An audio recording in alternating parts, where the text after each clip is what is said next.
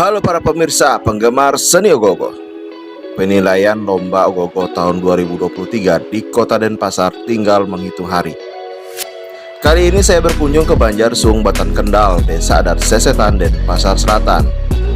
Yang membuat saya berkunjung kembali adalah karena dalam pembuatan ogoh-ogoh ini menggunakan bahan-bahan yang ramah lingkungan, mudah didapat, dan dari tangan emas arsiteknya yaitu Iwayan Pasek Stawan.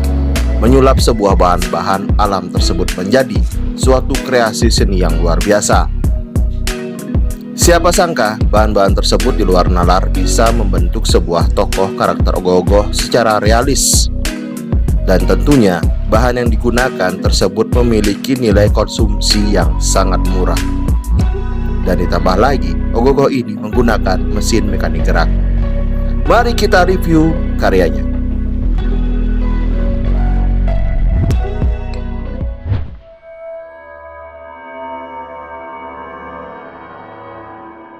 Seperti yang sudah saya bahas pada review video sebelumnya, ogoh-ogoh ini adalah karya dari Seketruna-Truni Darmagargita yang diarsiteki oleh Iwayan Pasek Stawan atau yang akrab dipanggil dengan Aris Buduh. Dimana tema dari ogoh-ogoh ini adalah Amur Kaning Pertiwi yang menceritakan tentang kemarahan bumi terhadap seluruh makhluk hidup yang diakibatkan oleh manusia ataupun alam. Dalam video YouTube milik Seketruna-Truni Darmagargita, sang arsitek menyatakan bahwa menggunakan bahan kardus sebagai bahan utama dalam membentuk anatomi keseluruhan tubuh dari tokoh-tokoh karakternya dimaksudkan untuk menghindari suatu proses penggunaan clay, plester, atau adonan bahan-bahan lapisan lainnya yang menyebabkan karakter kerangka dasar dari ogoh-ogoh tersebut tertutupi. Di mana pada ogoh-ogoh ini tidak dilakukan pengulatan atau penganyaman dengan rotan atau bambu, yang mana proses pembuatan ogoh-ogoh ini hanya sebuah rangka bentuk dasar saja yang langsung ditutupi dengan kardus atau langsung dibentuk seluruhnya dengan bahan kardus yang bertujuan untuk mengeluarkan karakter bahan dasar yang digunakannya. Dan untuk finishingnya, ogoh-ogoh ini dilakukan pengecatan dengan pewarnaan cat yang diminimalkan dengan tujuan untuk mengeluarkan karakter tokoh-tokoh yang ada pada ogoh-ogoh ini. Dalam pembuatan ogoh-ogoh tersebut masih dalam kondisi terpisah dengan betinya. Adapun bahan-bahan alam yang digunakan pada ogoh-ogoh ini adalah, kita mulai dari bagian dasarnya, yaitu adanya hewan kura-kura yang posisinya berada di atas beti. Pada bagian atas dari cangkang kura-kura tersebut terdapat suatu bentuk media dasar yang bagian bawah dan tepinya berbentuk melengkung ke dalam. Dan pada lapisan dinding dalamnya ditempel dengan menggunakan potongan-potongan dari kulit kayu,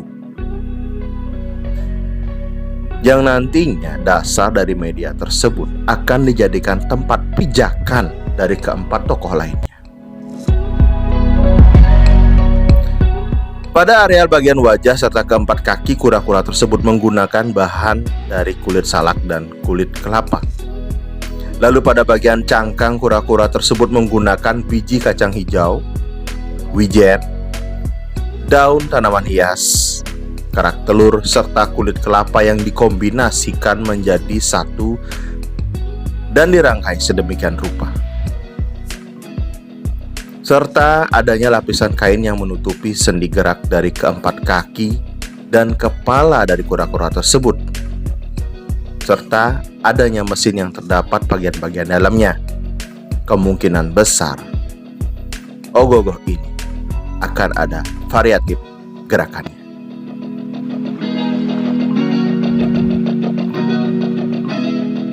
Selanjutnya pada 4 tokoh karakter yang sudah dilakukan pengecatan, yaitu tokoh orang utan yang berada pada posisi tengah-tengah yang bentuk dasar tubuhnya dibentuk dengan kardus. Lalu untuk bentuk bulu-bulunya menggunakan serabut kelapa Selanjutnya, tokoh yang berada di belakangnya adalah tokoh hewan badak yang bentuk kerangka dasarnya dibentuk dengan sedikit rangka dari rotan, lalu dibungkus dengan kardus. Dengan bentuk keseluruhan anatomi tubuh anggota gerak serta kepalanya menggunakan bahan dari karung goni yang dirangkai mengikuti bentuk realis dari anatomi bentuk tubuh hewan badak. Dan tokoh selanjutnya adalah dua tokoh hewan harimau yang berada pada posisi paling depan, di mana bentuk keseluruhan anatomi tubuh anggota gerak serta kepalanya menggunakan bahan dari kardus.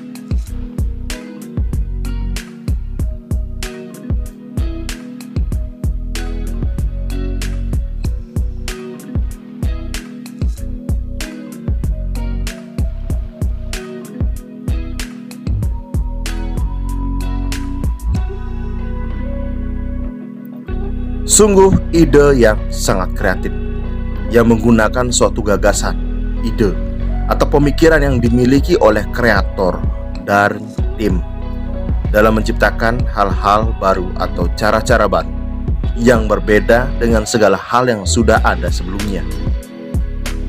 Dan menurut saya, mereka mampu memaksimalkan kemampuan, keahlian, dan keterampilan yang dimiliki oleh dirinya untuk menghasilkan karya-karya baru yang memiliki nilai lebih tinggi dari karya-karya sebelumnya.